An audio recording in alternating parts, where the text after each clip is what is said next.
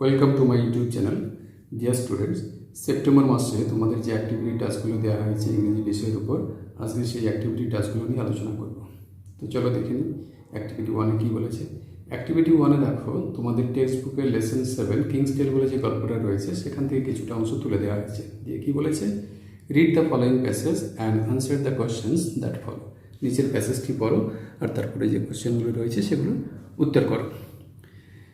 King Arthur could give peace and prosperity to England. রাজা Arthur ইংল্যান্ডকে শান্তি এবং সমৃদ্ধি উপহার দিতে পেরেছিলেন। The greedy barons were unhappy with king Arthur. লোভী জমিদারেরা রাজা আর্থারের উপর মোটেও খুশি ছিলেন না। Because he was just and gentle, কারণ তিনি ছিলেন ন্যায়পরায়ণ এবং সদয়। জাস্ট মানে ন্যায়পরায়ণ, জেন্টেল মানে সদয় বা নম্র। He married the beautiful lady Guinevere. তিনি সেই সুন্দরী লেডি গেনেভিয়ারকে বিয়ে করেছিলেন। The daughter of king of Cornwall. সেই গেনেভিয়ারকে ছিলেন কর্নওয়ালের রাজার মেয়ে। অন দ্য ওয়েডিং ডে, বিবাহের দিন বা বিয়ের দিন, Merlin took him to a richly gilded pavilion. Merlin তাকে কি করেছিলেন, একটা জমকালোভাবে সাজানো প্যাভিলিয়ন মানে তাঁবু, সেখানে নিয়ে গেছিলেন। Painted crimson and dark blue, যে প্যাভিলিয়নটা গাঢ় লাল এবং গাঢ় নীল রঙে রাঙা ছিল। দ্য ফ্লোর ওয়াজ মার্বেল, সেই প্যাভিলিয়নের মেঝেটা ছিল মার্বেল দিয়ে তৈরি। In the middle of the room was a huge round oak table, সেই রুমের মাঝে ছিল একটা বিশাল বড় গোল ওক কাঠের টেবিল, রিচলি কার্ভড, জমকালোভাবে খোদাই করা, ক্যাপাবল অফ সিটিং 50 পিপল, যাতে একসঙ্গে 50 জন লোক বসতে পারত। This was the famous round table around which gathered king Arthur's devoted knights. এটাই ছিল সেই বিখ্যাত গোল টেবিল যার চারদিকে রাজা আর্থারের একনিষ্ঠ যোদ্ধারা জড়ো হতেন। এখানে বলে রাখি, নাইটস কারা, মধ্যযুগের যারা যোদ্ধা ছিলেন তাদেরকে নাইটস বলা হতো। ঠিক আছে। This knights promise that they would help the helpless. এই যোদ্ধারা প্রমিস করেছিলেন, শপথ করেছিলেন যে তারা অসহায়দেরকে সাহায্য করবেন। Be gentle to the weak, দুর্বল যারা দুর্বল তাদের প্রতি নম্র হবেন।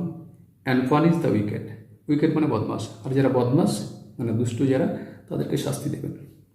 টু কিপ দেয়ার ভোজ মানে হচ্ছে প্রমিস বা শপথ, তাদের শপথ রাখতে the knights undertook countless hazardous adventure. এই যোদ্ধারা কি করেছিলেন, অসংখ্য বিপজ্জনক দুঃসাহসিক অভিযানের দায়িত্ব নিয়েছিলেন। The stories of their goodness and kindness spread through out the country. তাদের মহত্ব এবং উদারতার গল্প বা কথা দেশের সর্বত্র ছড়িয়ে পড়েছিল। তো চলো এবার দেখি কোশ্চেন কি বলেছে এখান থেকে।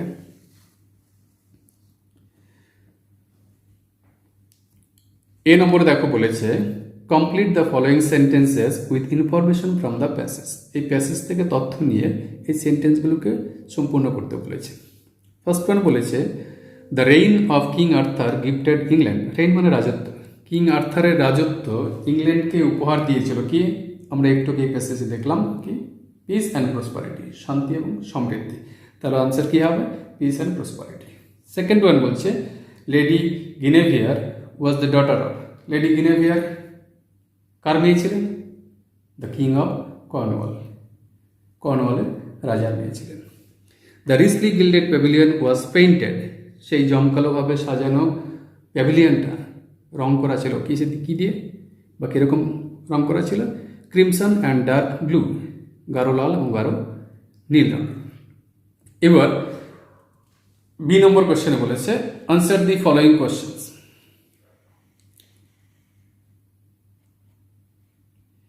নিচের প্রশ্নগুলোর উত্তর দাও। Why were the barons unhappy. জমিদারেরা কেন অখুশি ছিলেন। তাহলে আনসার কি হবে, the barons were unhappy because king Arthur was gentle and just. সেই জমিদারেরা অখুশি ছিলেন কারণ রাজা আর্থার ছিলেন সদয় এবং ন্যায়পরায়ণ। দেন কোশ্চেন নাম্বার 2 বলেছে, give a brief description of the pavilion where Merlin to king Arthur. সেই প্যাভিলিয়নের সংক্ষিপ্ত বর্ণনা দাও যেখানে মার্লিন কিং আর্থারকে নিয়ে গেছিলেন। কি বলছে, Merlin to king Arthur to a richly gilded pavilion. Merlin রাজা আর্থারকে একটি জমকালোভাবে সাজানো প্যাভিলিয়নে নিয়ে গেছিলেন। It was painted crimson and dark blue, এটা গাঢ় লাল এবং নীল রঙে রাঙানো ছিল। দ্য ফ্লোর ওয়াজ মার্বেল, মেঝেটা ছিল মার্বেলের তৈরি। In the middle of the room was a huge round oak table, সেই রুমের মাঝে একটা বিশাল বড় ওক কাঠের গোল টেবিল ছিল। হুইচ ওয়াজ রিচলি কার্ভড, যেটা হচ্ছে জমকালোভাবে খোদাই করা ছিল। And capable of sitting 50 people, আর যেটা 50 জন লোকের বসার উপযুক্ত ছিল। তো এই হলো সেই প্যাভিলিয়নের সংক্ষিপ্ত ডেসক্রিপশন। এবার 3 নম্বর কোশ্চেন বলেছে, what did the knights promise king Arthur, সেই যোদ্ধারা রাজা আর্থারকে কি প্রমিস করেছিল? কি প্রমিস করেছিল? The knights promise king Arthur that, সেই যোদ্ধারা কিং আর্থারকে প্রমিস করেছিল যে they would help the helpless, তারা অসহায়দেরকে সাহায্য করবে। Be gentle to the weak, দুর্বলদের প্রতি নম্র হবে। অ্যান্ড পানিশ দ্য উইকেট, দুষ্টু বা বদমাশেরা তাদেরকে শাস্তি দেবে। এবার চলো অ্যাক্টিভিটি 2। অ্যাক্টিভিটি 2তে কি বলেছে? Change into indirect speech.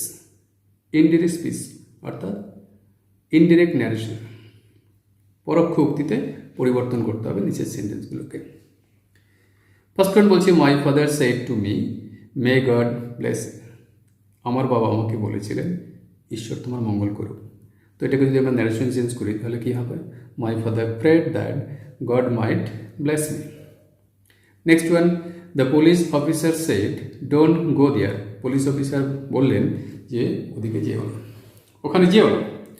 The police officer ordered not to go there, police officer কী করলেন?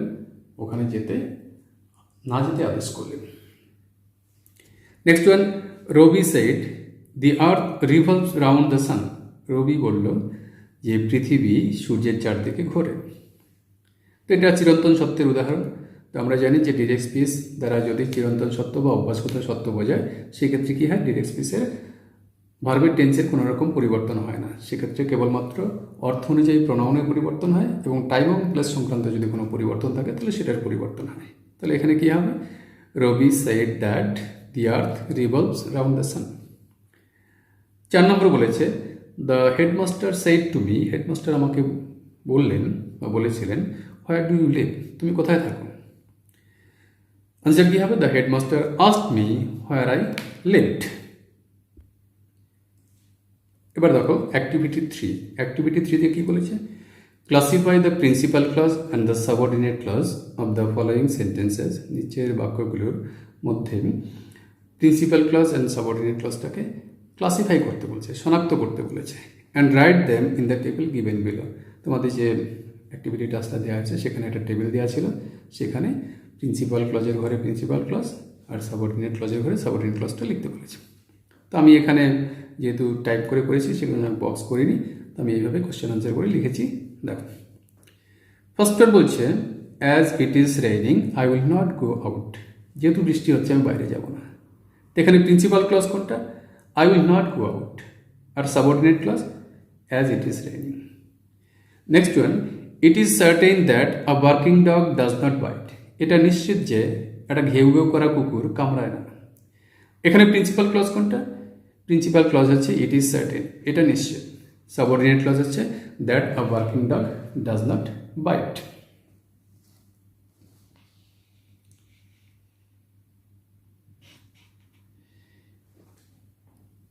এরপর 3 নম্বর বলেছে, this is the place where Rabindranath was born, এটাই সেই জায়গা যেখানে রবীন্দ্রনাথ জন্মেছিলেন। তো এই সেন্টেন্সের প্রিন্সিপাল ক্লজ কোনটা? দিস ইজ দ্য প্লেস, আর subordinate clause where Rabindranath was born.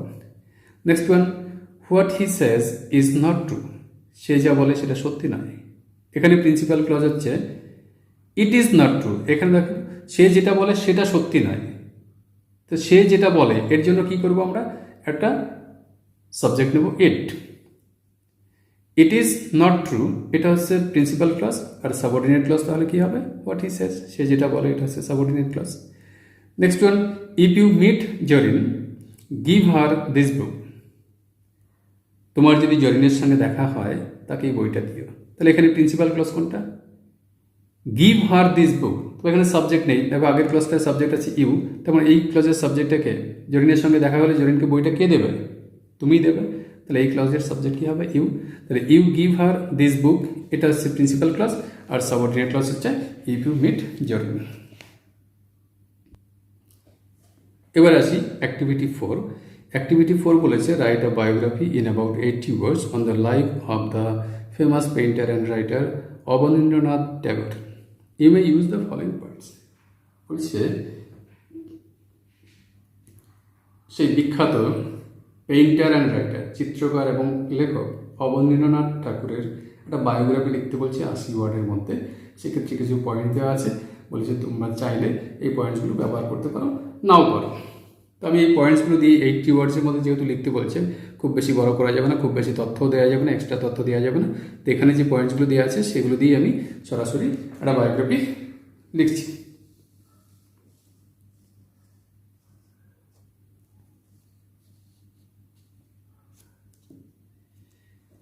এবার দেখো, বায়োগ্রাফি লেখার সময় কী করতে হয়, একটা টাইটেল দিতে হয়।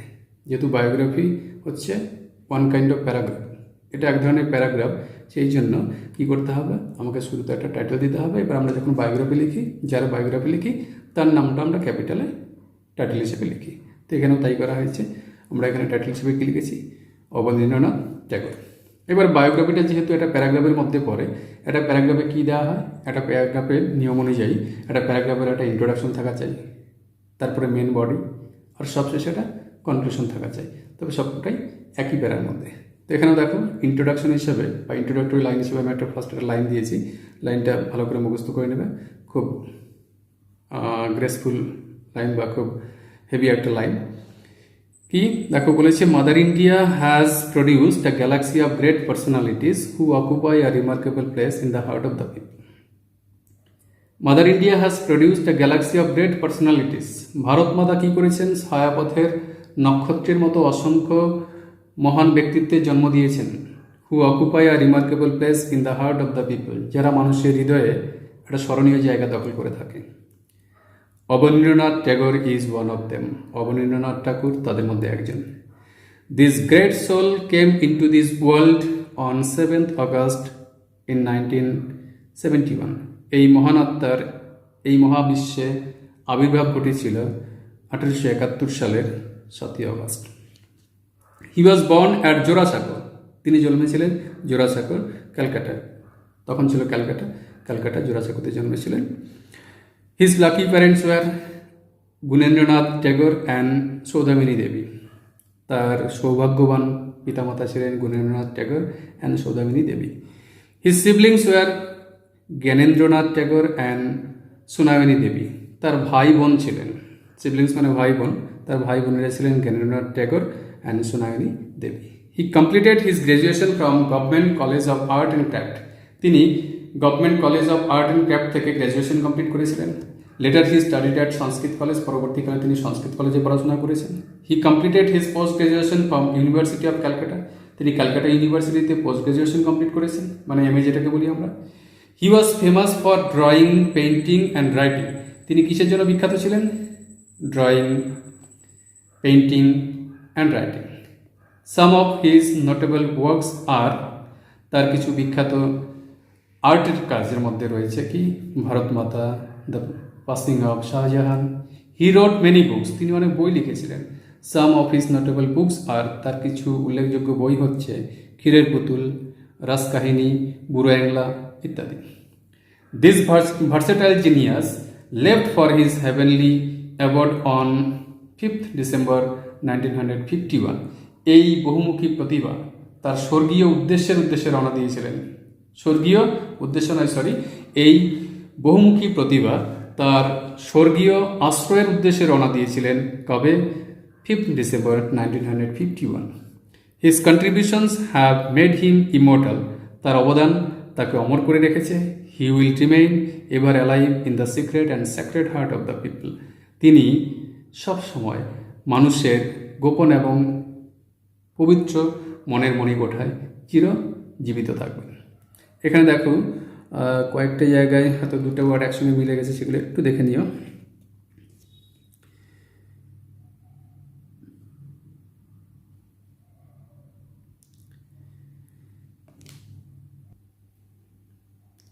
এখানে একটা স্পেস দিয়ে নেবে, জিনিয়াস আর লেফট এর মাঝে একটা স্পেস হবে। এরকম কোথাও যদি দুটো ওয়ার্ড একসঙ্গে জুড়ে গিয়ে থাকে তাহলে সেই স্পেসটা যদি মিস হয়ে থাকে সেই স্পেসটা একটু দিয়ে নিও, কারণ এখানে টাইপিং করার সময় হয়তো স্পেসটা গ্রহণ করে মিস হয়ে গেছে। তো যাই হোক, এই ছিল আজকের অ্যাক্টিভিটি টাস্ক নিয়ে আলোচনা। যদি এই কোশ্চেন আনসারগুলো, বিশেষ করে এই আনসারগুলো যদি তোমাদের ভালো লাগে, যদি তোমাদের উপকারে আসে, তাহলে তোমরা চ্যানেলটিকে সাবস্ক্রাইব করে রাখতে পারো পরবর্তী আপডেটসের জন্য। ততক্ষণ সবাই ভালো থেকো, সুস্থ থাকো, ধন্যবাদ।